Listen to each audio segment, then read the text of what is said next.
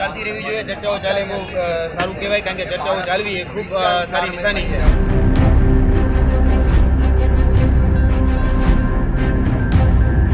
કોઈ પણ પાર્ટી લડતી હશે, એવું નહીં ખાલી કોંગ્રેસ. આપ લડતી હશે તો આપ, એબીવીપી લડતી હશે તો એબીવીપી, એનએસયુ લડતી હશે એનએસયુ, અમે તમામની સાથે છે.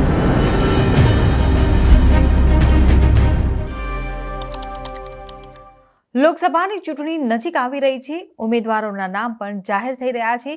પ્રચાર પ્રસાર પણ શરૂ કરી દેવાયો છે. ત્યારે આ બધાની વચ્ચે હવે વિદ્યાર્થી નેતા યુવરાજસિંહ જાડેજાએ પણ વિદ્યાર્થી નેતામાંથી રાજનેતા બનવાના પરિવર્તનનો બ્યુગલ ફૂંક્યો છે અને ચૂંટણી લડવાના એંધાણ આપ્યા છે. કયા પક્ષમાં જોડાશે, કઈ સીટ પરથી ચૂંટણી લડશે, તે તમામ સવાલોના જવાબ જાણીશું આ વિડીયોમાં. નમસ્કાર, હું હિરલ પરમાર અને આપ જોઈ રહ્યા છો નિર્ભય ન્યૂઝ. લોકસભા 2024ની ચૂંટણીને લઈને જે ઉમેદવારોના નામની યાદી એક પછી એક પાર્ટી જાહેર કરી રહી છે, ક્યાંક રિપીટ થિયરી અપનાવાઈ રહી છે તો ક્યાંક નવા ચહેરાઓને પણ તક અપાઈ રહી છે. ત્યારે વિદ્યાર્થી નેતા યુવરાજસિંહ જાડેજાએ પણ ચૂંટણી લડવાનો બ્યુગલ ફૂંક્યો છે. ક્યાંથી અને કયા પક્ષમાંથી ચૂંટણી લડી શકે તે તમામ સંભાવનાઓ પર જુઓ યુવરાજસિંહ જાડેજાએ શું કહ્યું. જી બિલકુલ, એક અટપટો સવાલ પણ પૂછવો છે બધા સવાલોની વચ્ચે. તમે જેમ કહ્યું કે લોકો પરિવર્તન ઈચ્છે છે, તો શું યુવરાજસિંહ જાડેજા પણ પરિવર્તન ઈચ્છે છે એક વિદ્યાર્થી નેતામાંથી રાજનેતા બનવા માટે?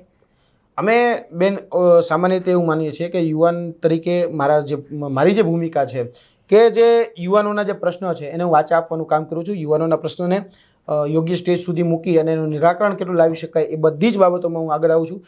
રાજનેતાની વાત આવે તો ચોક્કસપણે હું કહું છું કે જે તે સમયે મારે રાજકીય ફિલ્ડમાં જવાનું થશે ત્યારે હું રાજકીય ફિલ્ડમાં પણ જઈશ, ચૂંટણી લડવાનું થશે તો ચૂંટણી પણ લડીશ અને તમામ મોરચે લડીશ. એવું નથી કે ખાલી લોકસભા, હું વિધાનસભા પણ લડીશ, લોકસભા પણ લડીશ, રાજ્યસભા માટે પણ દાવેદારી નોંધાવીશ અને આગળ જતાં જેટલી પણ રાજકીય પ્લેટફોર્મ ઉપર જેટલું પણ લડાઈ શકાય એ તમામ ભૂમિકા બાબતે હું લડીશ.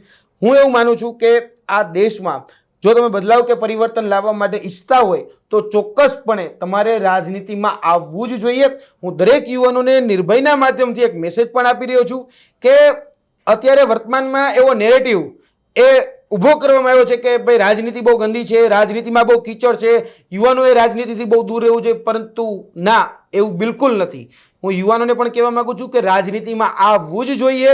જો રાજનીતિ તમને કીચડ લાગી રહી છે અથવા તો કોઈ કહી રહ્યું છે કે રાજનીતિ કીચડ છે, તો એઝ એ નાગરિક તરીકે, એઝ એ સિટીઝન તરીકે તમારી ફરજ છે કે તમારે આ કીચડમાં આવી અને આ કીચડને સાફ કરવું. સ્વચ્છ ભારતનો નારો લગાડવાથી એ ભારત સાફ નથી થઈ જવાનું. આપણે જો એ સ્વચ્છ કરવા માંગતા હોય ને તો એ કીચડમાં ઉતરવું પડે છે અને પછી એ કીચડ સાફ પણ કરવું પડે છે. એટલે ચોક્કસપણે કહું છું કે રાજનીતિમાં આવવાનું થયું તો રાજનીતિમાં ચોક્કસપણે આવીશું. તમામ મોરચે લડાઈ લડવાની જે દિવસે જરૂરિયાત લાગી એ તમામ મોરચે પણ લડાઈ લડીશું. અત્યારે જે ન્યાય યાત્રા નીકળી રહી છે, કદાચ તમે પણ એવું પણ પૂછી શકો કે તમે શા માટે ન્યાય યાત્રામાં નથી, તો હું અત્યારે પણ ન્યાય યાત્રામાં જ છું. કેમ કે મારા યુવાનોને મારે ન્યાય અપાવવો છે, એટલા માટે ગાંધીનગર અંદર રહી અને મારે પ્રેસ કોન્ફરન્સ કરવી જરૂરી હતી. એટલા માટે હું આજે પ્રેસ કોન્ફરન્સ કર્યો. હું એને સાચો ન્યાય સમજુ છું. એવું નથી કે હું રેલીઓમાં જાઉં તો જ હું ન્યાય યાત્રામાં જોડાણ હોય, એવું બિલકુલ નથી. આજે મને જે લાગી રહ્યું છે કે ભાઈ યુવાન આજે પીડિત એ વ્યક્તિ મારી પાસે સુધી આવ્યો છે, તો એને હું કઈ રીતે ન્યાય અપાવી શકું.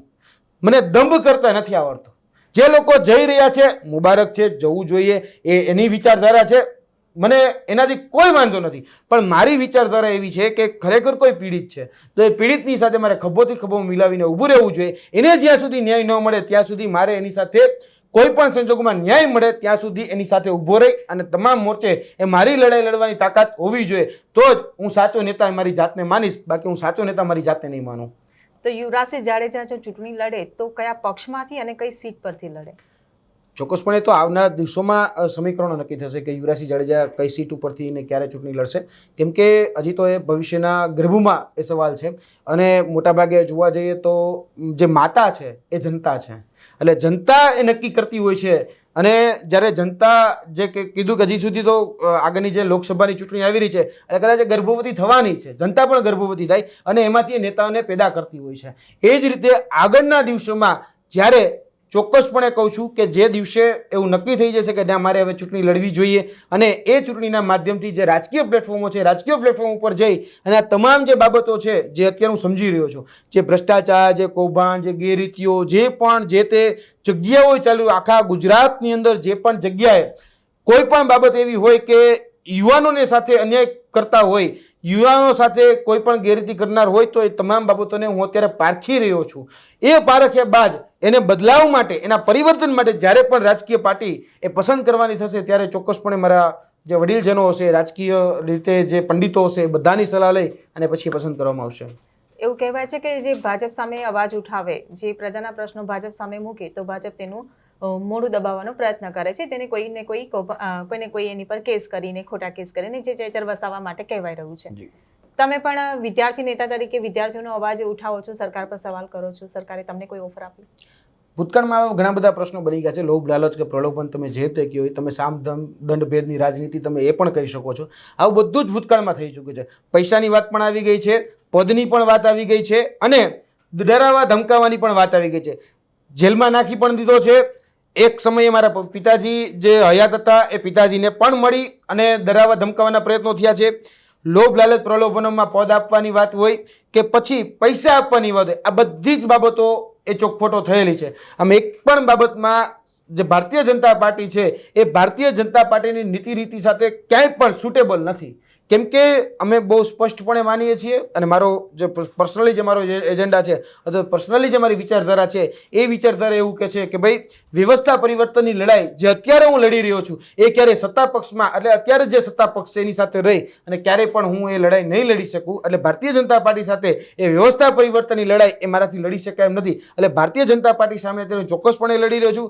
તમામ પ્રકારની જે તમે બાબતો કીધી એમાં મેં તમને કહી દીધું કે લોભ, લાલચ, પ્રલોભન, સામ દામ દંડ ભેદની જે પણ નીતિ હોય એ તમામ બાબતો મારી સામે આવી ચૂકી છે. એ તમામને નકારી અને ફરીથી હું મારી રીતે તમામ મુદ્દાઓમાં એઝ એ લીડર તરીકે અને એઝ એ નીડર તરીકે હું લડી રહ્યો છું. આવનાર દિવસોમાં પણ લડવાનો છું. જે લોકો જે પણ માને તે અમે ભારતીય જનતા પાર્ટીની સામે છીએ અને સામે લઈને લડવાના છીએ. ત્યારે હાલ તો માત્ર ચૂંટણી લડવાના એંધાણ યુવરાજસિંહ આપ્યા છે. ત્યારે આગામી સમય જ બતાવશે કે યુવરાજસિંહ જાડેજા કઈ પાર્ટીમાં અને કઈ સીટ પર જોવા મળશે. તમને શું લાગે છે તેમને કમેન્ટ બોક્સમાં લખીને ચોક્કસથી જણાવશો. જો વિડીયો પસંદ આવ્યો હોય તો વિડીયોને લાઇક, શેર અને અમારી ચેનલ નિર્ભય ન્યૂઝને સબસ્ક્રાઇબ કરવાનું ભૂલશો નહીં. આભાર.